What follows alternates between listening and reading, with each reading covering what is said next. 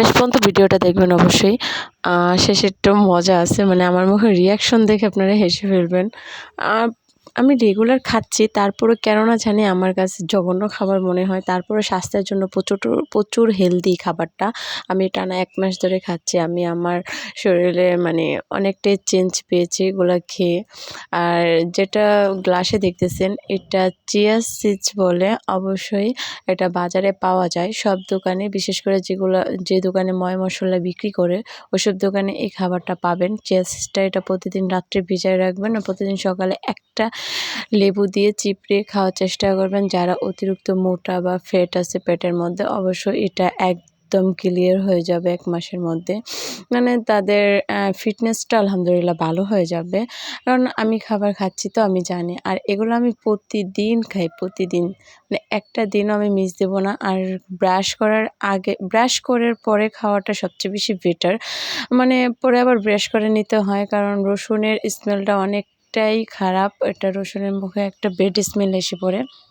তো আমি দেখতেছেন কীভাবে চাবাচ্ছি, ভালো করে চিবিয়ে খেতে হবে, কারণ এটার ক্যালোরি না বের হলে। আর আমি এটা চাবিয়ে যে চিয়া সিডস দিয়া যে লেবুটা চিপড়ে রাখছি ওটা আমি খেয়ে ফেলি একসাথে। আর এদিকে আমি রসুনটা ছিলে নিচ্ছি, কারণ এটা খাওয়ার পরে আমি রসুনটা চাবিয়ে খেয়ে ফেলি।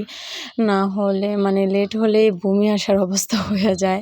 মানে প্রচুর কষ্ট হয়, তারপর আমি খাই, কারণ খাবারটা সত্যি আমাদের জন্য অনেক হেলদি। কারণ হাদিসেতে বলা আছে যে এই কালিজিরা খাবারটা যে এটা ১২০টা রোগের ওষুধ।